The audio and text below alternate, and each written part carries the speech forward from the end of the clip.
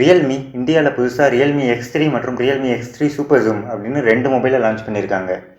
இந்த 2 மொபைலுக்கும் என்னடா வித்தியாசம் அப்படின்னு பார்த்தா, இந்த 2 மொபைலையும் யூஸ் பண்ணியிருக்க கேமரா சென்சர்ஸ். அதை தாண்டி இந்த 2 மொபைலுமே எந்த விதமான சேஞ்சஸுமே கொண்டு வரல.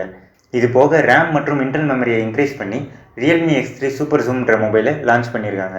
இந்த வீடியோவில் ரியல்மி எக்ஸ்3 மொபைலோட ஃபுல் ஸ்பெசிஃபிகேஷன்ஸ், ப்ரைஸிங் மற்றும் இந்த மொபைலோட பாசிட்டிவ் என்ன, நெகட்டிவ் என்ன, இதெல்லாம் தான் இந்த வீடியோவில் பார்க்க போகிறோம். ஸோ வாங்க வீடியோக்குள்ளே போகலாம். அதுக்கு முன்னாடி நீங்கள் இன்னும் நம்ம சேனலை சப்ஸ்கிரைப் பண்ணலன்னா கீழே இருக்க ரெட் கலர் சப்ஸ்கிரைப் பட்டனை ப்ரெஸ் பண்ணி சப்ஸ்கிரைப் பண்ணிக்கோங்க. அப்படியே அந்த பெல் ஐக்கனை ப்ரெஸ் பண்ணி ஆல்னு செலக்ட் பண்ணிக்கோங்க. அப்போ தான் நம்ம சேனலில் போடக்கூடிய வீடியோஸ் உங்களுக்கு நோட்டிஃபிகேஷன் மூலிமா வந்துடையும்.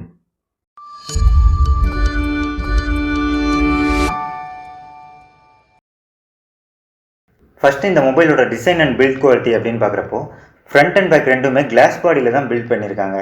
இந்த மொபைலோட ப்ரொடெக்ஷனுக்காக கார்னிங் கோரில்லா கிளாஸ் 5 யூஸ் பண்ணியிருக்காங்க. இந்த மொபைலோட ஃபிசிக்கல் ஓவர்வியூ அப்படின்னு பார்க்குறப்போ, பேக் சைடில் குவாட் கேமராஸ் மற்றும் எல்இடி லைட்ஸ் கொடுத்துருக்காங்க. பாட்டமில் speaker grills, 3.5mm jack, mic மற்றும் சிம் கார்டு ஸ்லாட் கொடுத்துருக்காங்க.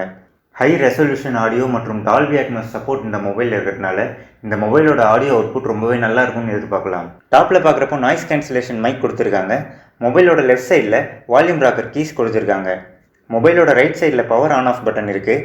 இந்த பவர் பட்டன்லேயே ஃபிங்கர் பிரிண்ட்கான சென்சரும் கொடுத்துருக்காங்க.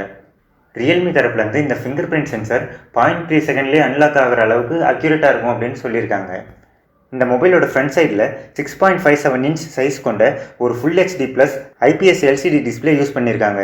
இந்த டிஸ்பிளேவோட லெஃப்ட் சைட் டாப் கார்னரில் டூயல் பஞ்ச் ஹோல் கேமராஸ் இருக்குது. இந்த மொபைலோட ஸ்க்ரீன் டு பாடி ரேஷியோன்னு பார்க்குறப்போ 90.5%. ஸோ டிஸ்பிளேவை சுற்றி இருக்கிற பெசல்ஸோட சைஸ் ரொம்பவே தின்னாக இருக்குது.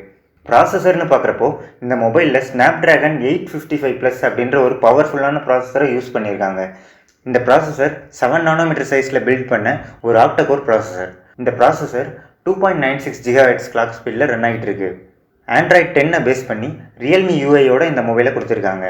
ஹெவி கேமிங், மல்டி டாஸ்கிங் இது மாதிரியான எல்லா விதமான ஹெவி யூசேஜ் பண்ணாலுமே கூட இந்த மொபைல் நல்லா ஃபாஸ்ட்டாகவே பர்ஃபார்ம் பண்ணும்.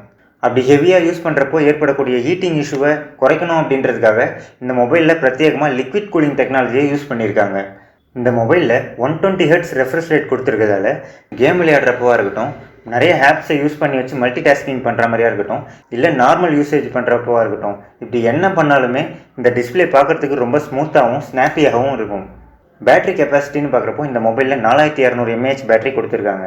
120 Hz ரெஃப்ரெஷ் ரேட் கொண்ட ஒரு டிஸ்பிளே கொடுத்துருக்கிறதால நார்மல் 60 Hz ரெஃப்ரெஷ் ரேட் கொண்ட மொபைலை காட்டிலும் இந்த மொபைல் பேட்டரியை கொஞ்சம் அதிகமாகவே ட்ரெயின் பண்ணும். ஸோ இந்த 4200 mAh பேட்டரி கெப்பாசிட்டின்றது இந்த மொபைலுக்கு ஒரு நெகட்டிவ் அப்படின்னே சொல்லி ஆகணும். ஆனாலுமே இந்த மொபைலை மாடரேட்டாக யூஸ் பண்ணுறப்போ தாராளமாக ஒரு நாள் வரைக்கும் சார்ஜ் தாங்கும். அடிஷ்னலாக இந்த மொபைலை சார்ஜ் பண்ணுறதுக்காக 30 வாட்ஸ் ஃபாஸ்ட் சார்ஜிங் ஆப்ஷன் இருக்கிறதால இந்த மொபைலை 0 to 100% வெறும் 55 நிமிஷத்துலேயே சார்ஜ் பண்ணிக்க முடியும். இந்த மொபைலோட கேமராஸ்னு பார்க்குறப்போ ரியரில் 64 megapixel primary camera f1.8 aperture சைஸ்லையும், 12 megapixel telephoto lens f2.48 aperture சைஸ்லையும், 8 megapixel wide angle camera f2.2 aperture சைஸ்லையும், 2 megapixel macro sensor f2.4 aperture சைஸ்லையும் கொடுத்துருக்காங்க. இந்த வைட் ஆங்கிள் சென்சார் மூலமா 119 டிகிரி வரைக்கும் வைடான ஏரியாஸை கவர் பண்ணி கேப்சர் பண்ண முடியும். அதே மாதிரி இந்த டெலஃபோட்டோ லென்ஸ் மூலமா 20 மடங்கு வரைக்கும் ஹைப்ரிட் ஜூம் பண்ணி இமேஜை கேப்சர் பண்ண முடியும்.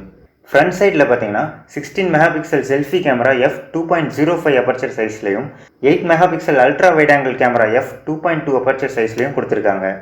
கேமரா ஃபீச்சர்ஸ்னு பார்க்குறப்போ நைட் டைமில் நல்ல இமேஜஸை கேப்சர் பண்ணுறதுக்காக செப்பரேட்டாக ஸ்டாரி மோட், நைட் ஸ்கேப் போன்ற ஆப்ஷன்லாம் கொடுத்துருக்காங்க. வீடியோ ரெக்கார்டிங்னு பார்க்குறப்போ இந்த கேமராஸ் மூலமா 4K வீடியோஸை 60 frames per seconds வரைக்கும் ஷூட் பண்ண முடியும்.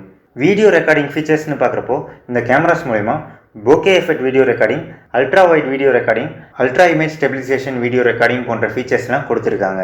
பேட்டரி கெப்பாசிட்டி ரொம்ப அதிகமாக இல்லாமல் ஆவரேஜாக இருந்தும் கூட ஃப்ரண்ட்லேயும் பேக்லேயும் கிளாஸ் யூஸ் பண்ணியிருக்கிறதால இந்த மொபைலோட வெயிட் 202 கிராம் மற்றும் இந்த மொபைலோட திக்னஸ் 9.3 mm அளவுக்கு இருக்குது.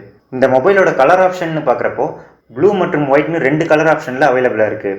மெமரி வேரியண்ட்னு பார்க்குறப்போ இந்த மொபைலில் 6GB RAM, 128GB internal memory கொண்ட ஒரு வேரியண்ட்லையும், 8GB RAM, 128GB internal memory கொண்ட ஒரு வேரியண்ட்லையும் லான்ச் பண்ணியிருக்காங்க.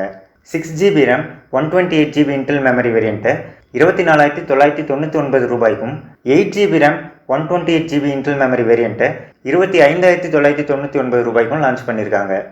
ரியல்மி எக்ஸ் மற்றும் ரியல்மி எக்ஸ்2 கம்பேர் பண்ணுறப்போ இந்த மொபைலோட ப்ரைஸை ரொம்பவே இன்க்ரீஸ் பண்ணியிருக்காங்க.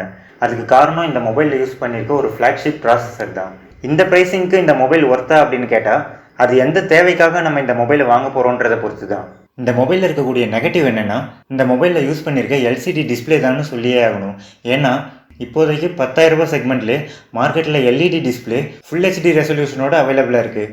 அப்படி பார்க்குறப்போ 25,000 ரூபாய் கொடுத்து வாங்குற ஒரு மொபைலில் எல்இடி டிஸ்பிளே கொடுக்காதது ஒரு நெகட்டிவ் அப்படின்னு சொல்லியே ஆகணும்.